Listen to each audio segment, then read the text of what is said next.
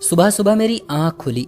जैसे ही मेरी नजर कमरे की छत पर पड़ी तो मैं कुछ हड़बड़ाकर उठ बैठी थी, क्योंकि कमरे की छत पर अजीब से निशान थे। वो निशान ऐसे थे जो मैंने आज से पहले कभी नहीं देखे थे। लगता था जैसे कमरे की छत पर बिच्छू चल फिर रहे हों। इससे पहले कि मैं और ज्यादा ध्यान लगाती, मुझे अपने पास खड़ी एक परछाई सी नजर आई। ओहो, मैं तो भूल ही गई थी कि आज मेरी शादी की पहली सुबह थी। मैं तो अपनी जिंदगी छोड़ छाड़ कर एक नए घर में आ गई थी। फिर जाहिर है इस घर की हर चीज मुझे नई मालूम होती थी। मैं सुबह उठी तो लगा जैसे अपने पुराने घर में हूँ। मैं उठ बैठी, देखा मेरे पास 19-20 साल की एक लड़की खड़ी थी। लड़की मुझे गौर से देख रही थी। मुझे तो उस वक्त ऐसा मालूम हुआ जैसे वो कोई इंसान नहीं बल्कि कोई भूत प्रेत है। वो मुझे देखकर मुस्कुराने लगी। भाभी, आप उठ गई हैं? मेरी नजर उस लड़की पर पड़ी तो मैं जान गई कि सुधाकर ने अपनी इसी बहन का जिक्र किया था। मैं सुधाकर की दूसरी पत्नी थी। उनकी पहली पत्नी एक हादसे में गुजर चुकी थी। उन्होंने मुझसे दूसरी शादी की थी। सुधाकर की उम्र ज्यादा नहीं थी। वो मुश्किल से 45 साल के लगते थे और उनकी उम्र भी 45 या फिर 40 ही थी। उनकी शादी कम उम्र में ही कर दी गई थी। फिर एक बेटी पैदा हुई और यूं जब पत्नी स्वर्गीय हो गई तो सुधाकर ने दूसरी पत्नी करने का सोचा। और जब उनकी नजर मुझ पर पड़ी तो मानो ये सब कुछ भूल गए थे। मैं हैरान थी कि मेरी ननंद भी तकरीबन मुझसे थोड़ी उम्र में छोटी थी। मेरी उम्र 30 साल थी जबकि सुधाकर 45 साल के थे। हम दोनों की जोड़ी बहुत अच्छी थी। पर इस घर में आते ही जो सबसे अजीब चीज मुझे देखने को मिली थी वो थी सुधाकर की बहन। मैं सुधाकर की बहन से मिली तो वो मुझे गौर से देखते ही मुझे भाभी माँ कहती मेरे गले लग गई। मैं हैरान थी कि सुधाकर की बहन इस उम्र में भी इतनी मासूम सी थी कि बिल्कुल बच्चों वाली हरकतें करती रहती। शायद सुधाकर को अपनी बहन से बहुत मोहब्बत थी, इसलिए अभी तक अपने घर में ही रखा हुआ था। वरना अक्सर जिस आदमी की पत्नी या माँ बाप दुनिया से चले जाते हैं तो वो अपनी बहन या बेटी की शादी भी जल्दी कर देते हैं ताकि जल्द से जल्द जिम्मेदारी से आजादी मिले। मगर मैं सुधाकर की बहन नीलू को देखकर काफी परेशान हुई थी, क्योंकि वो अजीब सी पथराई हुई आंखों के साथ मुझे देखती और फिर हंस देती। मैं यही सोचकर चुप थी कि चलो सुधाकर की बहन तो बहुत ही ज्यादा खुश मिजाज है, मुझसे अच्छे से बात करती है, वाकई में मुझे भाभी माँ का दर्जा देती है। सुधाकर ने मेरी इस बात पर मेरा बहुत ज्यादा धन्यवाद किया कि मैंने उनकी बहन को एक माँ की तरह संभाल लिया था। मैंने उससे अच्छे से बातचीत शुरू की, मगर अब मुझे दोपहर का खाना पकाना था, इसलिए मैं कमरे से बाहर आ गई। सुधाकर की बहन नीलू भी मेरे पीछे पीछे आ गई। बोली कि भाभी, मैं आपकी मदद कर देती हूँ। मैंने कहा, नीलू, मेरा इस घर में पहला दिन है, तुम बस मुझे किचन की जरूरी चीजें समझा दो, उसके बाद मैं घर के सारे काम खुद ही करूंगी। नीलू बोली, तो ठीक है, मैं आपको किचन का सब कुछ समझा देती हूँ। उसने मुझे सारी चीजें तो बता दी। मैं सोच रही थी कि मैं नीलू के कमरे में जाऊं। मैंने कहा, नीलू, मैंने किचन तो देख लिया है, तुम मुझे अपना कमरा तो दिखा दो। इस बात से नीलू एकदम से घबरा गई और बोली, भाभी, मैं आपको अपना कमरा नहीं दिखा सकती। मैंने कहा, क्यों, तुम्हारे कमरे में ऐसा भी क्या है कि तुम्हारी भाभी नहीं देख सकती? बोली कि बस मैं शुरू से ही ऐसी हूँ, कोई मेरे कमरे में नहीं आता, न मैं किसी के कमरे में जाती हूँ। मुझे याद आया कि नीलू सुबह ही मेरे कमरे में आई थी। फिर वो चौंक कर बोली, आज तो आपका पहला दिन था, मैं आपके कमरे में आ गई, पर आज के बाद आप कहेंगी तो मैं नहीं आऊंगी। हाँ, पर यह बात तो आपको मानना ही पड़ेगी कि आप मेरे कमरे में नहीं आएंगी। मैंने कहा, ठीक है, अगर तुम नहीं चाहती तो नहीं आऊंगी, पर कामवाली तो तुम्हारे कमरे की सफाई कर देती होगी, इसलिए मुझे आने की जरूरत नहीं। नहीं भाभी, मैं तो कामवाली को भी अपने कमरे में नहीं आने देती। उसकी ये बात सुनकर मुझे अजीब सा लगा था। क्यों भाई, क्या तुम्हारे कमरे में कोई खजाना छिपा है जिसकी तुम हिफाजत करती हो? मेरी बात पर वो बोली कि नहीं, ऐसा तो नहीं, पर कुछ चीजें होती हैं जो सबसे छुपाई जाती है। मैंने हाँ में सर हिला दिया। मैं कामों में बिजी हो गई। नीलू का घर वाकई बहुत खूबसूरत था। मैं जिस घर से संबंध रखती थी वो एक मामूली सा टूटा फूटा पुराना खस्ताहाल घर था, पर जिसमें मैं आई थी वो किसी महल से कम नहीं था। मैंने नीलू से दिन भर खूब बातें की। शाम का वक्त हुआ तो सुधाकर आ गए। जैसे ही मैंने घर का दरवाजा खोला, सुधाकर की नजरें अपनी बहन पर पड़ी तो वो नजरें चुराती अंदर भाग गई। मुझे लगा कि जैसे वो सुधाकर को देखकर खुश ना हुई हो, सुधाकर भी अपनी बहन को देखकर परेशान हो गई। फिर मैं कमरे के अंदर आ गई। मैंने कहा, सुधाकर, मैं जानती हूँ कि इस घर में कोई औरत नहीं है, इसलिए रस्में करने और खीर पकाई करने की बजाय मैंने सोचा मैं आज से आपके घर के काम संभालूं। मैंने खाना बना दिया है, आप कहें तो गर्म कर दूं। सुधाकर बोले कि हाँ, मुझे खाना भी गर्म कर दो और नीलू के बारे में भी बताओ। मैंने कहा, नीलू के बारे में क्या बताऊं, वो आपकी बहन है, पर आपसे मिली क्यों नहीं? मैं इस बात पर सुधाकर के हाव भाव का जायजा ले रही थी। सुधाकर मुझसे नजरें चुराने लगे। बोले कि बस वो ऐसी ही है, शर्मिली सी है जरा। मैं घर आता हूं तो इधर उधर छुप जाती है। मैंने कहा सुधाकर, वो मुझसे तो पूरा दिन बातें करती रही, आपके आने पर चुप क्यों हो गई? क्या आप अपनी बहन पर जुल्म करते हैं या उसके साथ सख्ती से पेश आते हैं? सुधाकर को जैसे खांसी आ गई थी। मेरी बात सुनकर बोले कि ऐसी कोई बात नहीं है, बस मैं तो वैसे ही उसकी हिफाजत करता हूँ, पर अब तुम आ गई हो तो मुझे फिक्र करने की जरूरत नहीं।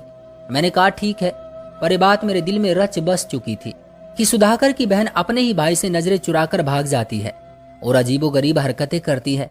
मगर मुझे क्या पता था कि अभी तक बहुत सारी बातें मुझसे छुपी हुई है और जिस दिन वो खुलेगी तो मेरी जिंदगी में भी भूचाल आ जाएगा। ये सुबह सुबह का वक्त था जब मैं रविवार वाले दिन अपने कमरे में बैठी अपने कपड़े इकट्ठे कर रही थी, क्योंकि आज मैं मशीन लगाना चाहती थी। मैंने देखा कि सुधाकर भी अपने कमरे में ही थे और काफी ज्यादा परेशान लग रहे थे। मैं सुधाकर के पास गई।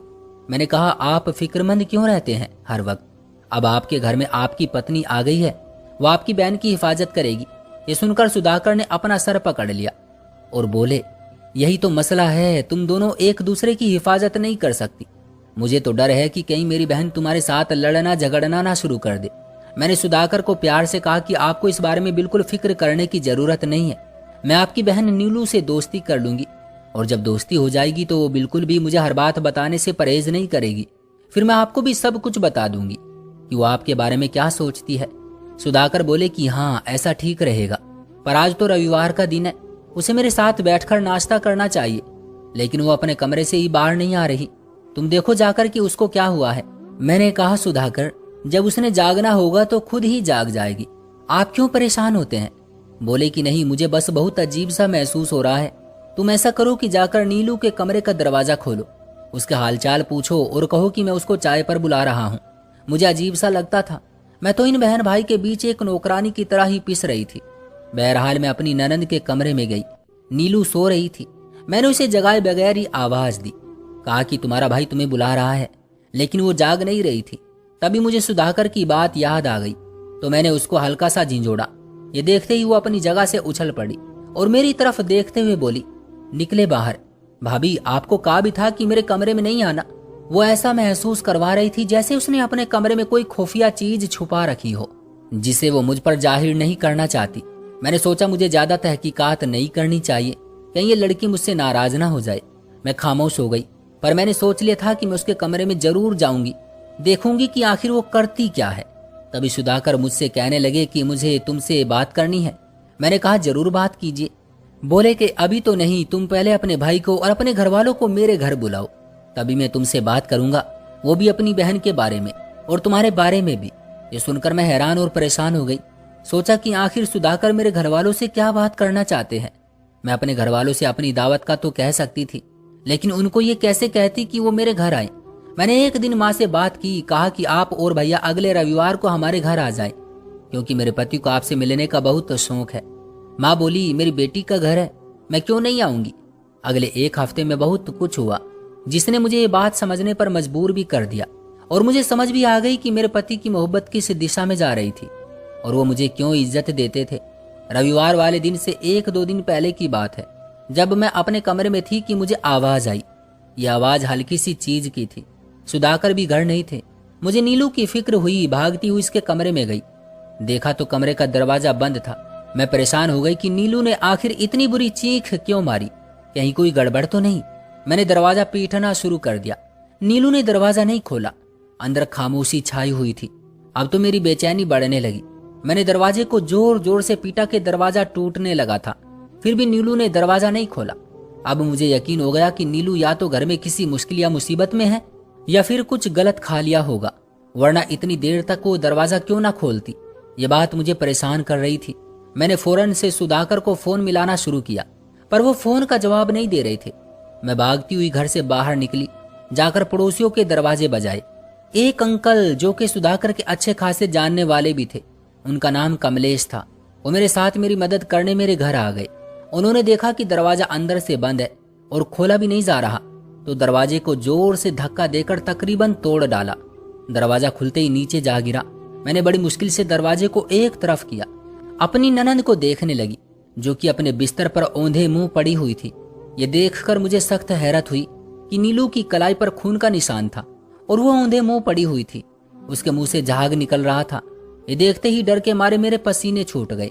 अब तो सुधाकर को यही लगने लगा जैसे मैंने ही उनकी बहन को नुकसान पहुंचाया है। हे ईश्वर, मैं क्या करूंगी।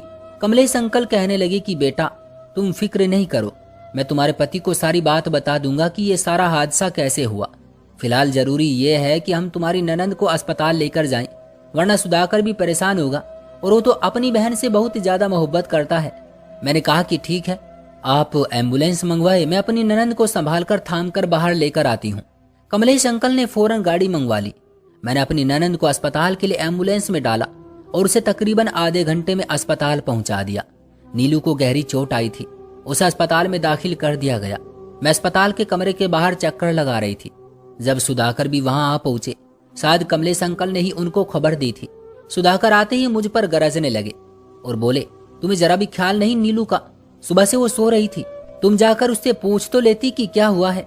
मुझे ऑफिस से आना पड़ा। मैं हैरान थी कि ये कैसा संगदिल इंसान है जिसे अपनी बहन की नहीं अपने ऑफिस की फिक्र है। मैंने देखा सुधाकर भी बहुत परेशान थे। वो डॉक्टर से बातचीत करने के बाद मेरे पास आए और बोले, बात सुनो, तुमने ये सब अभी तक अपने मायके वालों को तो नहीं बता दिया ना? अपनी माँ या बहन को तो नहीं कह दिया कि मेरी बहन को कोई नुकसान हुआ है या फिर उसने खुद को नुकसान पहुंचाने की कोशिश की है? मैंने कहा, नहीं सुधाकर, आप ये कैसी बातें करते हैं, मैंने ऐसा कुछ भी नहीं किया। और अपने घर वालों को क्यों बताऊंगी? मैं तो आपको भी फोन करना भूल गई थी।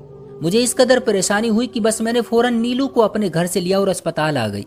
सुधाकर ने कहा कि तुमने बहुत अच्छा किया जो तुमने अपने घर वालों को नहीं बताया, और बताना भी नहीं चाहिए। छोटी मोटी बात घर वालों को नहीं बताते। मैंने कहा, ऐसा ही होगा, मैं उनको ये बात कभी नहीं बताऊंगी। तब डॉक्टर ने हमें खबर दे दी कि नीलू होश में आ चुकी है। सुधाकर ने मुझे अंदर नहीं जाने दिया, वो खुद ही अंदर कमरे में चले गए।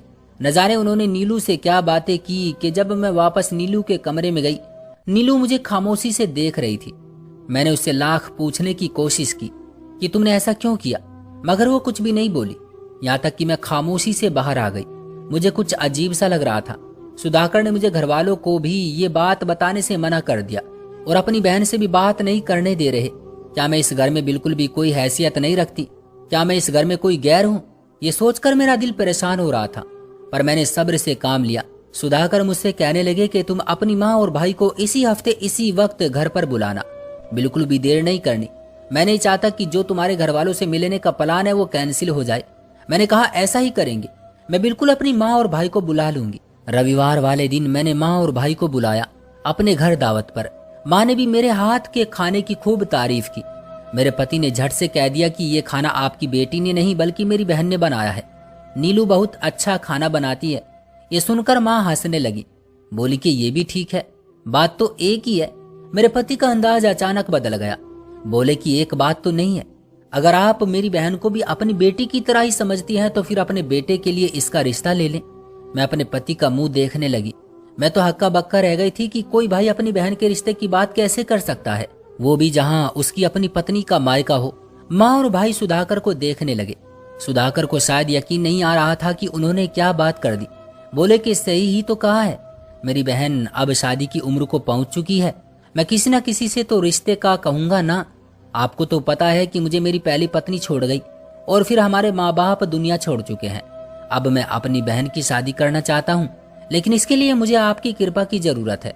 माँ ने सुधाकर को कहा कि हम आपकी बहन के रिश्ते की कोशिश करेंगे, आप बिल्कुल फिक्र ना करें। सुधाकर बोले कि मुझे कोशिश नहीं चाहिए, मुझे तो आपके घर से रिश्तेदारी करनी है। अगर आप अपने बेटे की शादी मेरी बहन से कर दे तो मुझे बहुत खुशी होगी। ये सुनकर माँ ने कहा कि हाँ दामाद जी, हम जरूर इस बारे में सोचेंगे, लेकिन फिलहाल हमारा ऐसा कोई इरादा नहीं है। माँ की बात सुनकर सुधाकर का मुंह लटक गया। मेरे सुधाकर से तो अच्छे संबंध थे, लेकिन माँ मेरी हर बात आंखें बंद करके नहीं मानती थी। माँ और भाई जल्दी मेरे घर से चले गए। सुधाकर के तेवर कुछ अच्छे नहीं थे। माँ के जाने के बाद सुधाकर मुझसे लड़ने पर आ गए। बोले कि तुमने देखा अपनी माँ और भाई को, ये भी एहसास नहीं कि यहाँ उनकी बेटी ब्याह ही गई है। वो तो ऐसे अकड़ दिखा रहे थे जैसे वो किसी के घर लड़के वालों की तरफ से गए हों। तुम नहीं जानती कि मेरा रवैया बाकी लोगों के साथ कैसा है। मैं तो तुम्हारे घर वालों को बहुत इज्जत देता हूँ, पर तुम्हारे घर वाले ही खुद को न जाने क्या समझते हैं। मैं सुधाकर की बातें सुनकर परेशान हो गई। मैंने कहा, सुधाकर ऐसी तो कोई बात नहीं, माँ आपको इज्जत देती है, वो आपसे उम्र में बड़ी है। अगर उन्होंने आपसे हंसकर बात नहीं की तो क्या हुआ? बोले कि मुझे मत सिखाओ, अगर मुझे पता चला ना कि मेरी बहन का रिश्ता नहीं हो रहा तो अच्छा नहीं होगा। मैं हैरान थी कि कोई व्यक्ति अपनी बहन का रिश्ता जबरदस्ती कैसे कर सकता है। खैर, उन लोगों को गए हुए 2 दिन ही हुए थे कि मैं नीलू के कमरे में गई। नीलू असल में अपने कमरे में हर वक्त बंद रहती थी। ना वो बाहर आती, ना खाना खाने के लिए मुझसे बातें करती। बस कभी खाना लग जाता तो टेबल पर आकर हम दोनों के साथ बैठकर खाना खा लेती। फिर ज्यादातर वक्त वो कमरे में ही रहती थी। पर अब नीलू की मजबूरी थी, बीमारी की वजह से वो बिस्तर पर ही पड़ी रहती थी, अपने काम खुद नहीं कर सकती थी। सर्दियों के दिन थे, नीलू की तबीयत और ज्यादा खराब हो रही थी। मैं उसके कमरे में सूप लेकर चली गई। मैं उसे अपने हाथों से सूप पिलाना चाहती थी ताकि उसकी तबीयत जल्दी ठीक हो जाए और सुधाकर का मूड भी सही हो जाए, ताकि जब सुधाकर अपनी बहन से पूछे तो वो मेरी अच्छी रिपोर्ट दे। शाम के 4 बजे मैं फिर से नीलू के कमरे में गई तो देखा वो बेड पर बैठी हुई थी, पर उसकी आंखें लाल थी। मैं भी उसके बेड पर बैठी तो चौंक गई, क्योंकि बेड की चादर गीली थी। मुझे लगा शायद पानी गिर गया होगा, पर ऐसा नहीं था। मैंने पूरे बेड को हाथ लगाकर देखा, वो सारे का सारा गीला था। ऐसा लग रहा था जैसे किसी ने धोकर चादर बिछाई हो। इस बात ने मुझे हैरान कर दिया कि सर्दी में बेडशीट धोने की नीलू को क्या जरूरत पड़ी थी। फिर मैंने आसपास उसके कपड़ों पर नजर दौड़ाई तो देखा वो सब भी धुले हुए थे। भले ही ये सर्दियों के दिन थे, पर सर्दी इतनी भी नहीं थी जितनी कि नीलू को लग रही थी। नीलू थर थर कांप रही थी। उसको देखकर मैंने कहा कि नीलू, ये क्या मामला है? तुम्हारे कमरे में हर चीज गीली क्यों है? नीलू बोली कि सब चीजें गंदी थी तो मैंने सब चीजों को धो दिया। मैं नीलू से बातें कर रही थी कि सुधाकर घर आ गए। उनके आने की आवाज सुनकर ही मैं नीलू के पास से उठ गई। मैंने कहा कि मैं जाकर सुधाकर को खाना दे आती हूँ। मैं बाहर गई तो देखा सुधाकर बड़े मूड में थे। बोले कि तुमने अपने भाई और माँ से बात की? मैंने कहा क्या बात करूं? बोले कि देखो, मैं ये बात तुम्हें साफ साफ बताना चाहता हूँ। हेरा फेरी से काम नहीं लेना चाहता। मसला ये है कि मैं चाहता हूँ तुम्हारा भाई मेरी बहन से शादी कर ले, क्योंकि मेरी बहन को तुम्हारा भाई पसंद है। मैंने कहा वो कैसे? मेरा भाई तो आपकी बहन को जानता भी नहीं।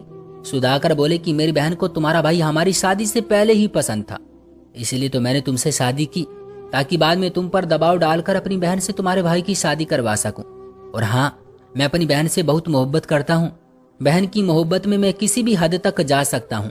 मेरी बहन को ओसीडी की बीमारी है। वो बार बार अपनी चीजें धोती है, वहम करती है, पर यह कोई इतनी बड़ी बीमारी नहीं है जिसकी वजह से मैं उसकी मनपसंद शादी भी ना करा सकूं। पहले ही दिमागी मरीज है। अगर मैंने उसकी शादी उसकी मर्जी के बगैर कहीं और कर दी तो वो वहां पर नहीं रह पाएगी। तुम भी समझने की कोशिश करो। तुम्हारा एक भाई है, पर वो कमाता कुछ खास नहीं है। मैं उसको सोने में तोल दूंगा, लेकिन अपने घर वालों को मनाओ कि वो मेरी बहन से शादी करने के लिए हामी भर ले, वरना अच्छा नहीं होगा। मैं अपने पति को हक्का बक्का देखती ही रह गई। तो क्या सुधाकर को मुझसे कोई मोहब्बत नहीं थी? यकीनन नहीं थी। उन्होंने ये सब अपनी बहन की मोहब्बत के लिए किया और अभी भी मुझे मजबूर कर रहे थे कि मैं उनके लिए अपने भाई का रिश्ता लेकर आऊं। अब आप ही मुझे बताइए कि मैं क्या करूं। मेरा भाई एक पागल लड़की से शादी करने को तो मानेगा नहीं, और रही मेरी माँ तो वो तो पहले ही इस रिश्ते के खिलाफ है। उनकी नज़र में तो सुधाकर भी कुछ खास काबिल इंसान नहीं है, पर सुधाकर बेपनाह दौलत के मालिक है। अगर मैं सुधाकर की बहन की शादी नहीं करवाती तो मेरे साथ भी अच्छा नहीं होगा। मुझसे ये सारी दौलत भी छीन जाएगी, मेरे घर वालों की वो सहूलियत भी जो सुधाकर ने दे रखी है। अब ऐसे में मुझे क्या करना चाहिए? मेरी जगह आप होते तो क्या करते? मुझे अपनी राय कमेंट करके जरूर बताएं।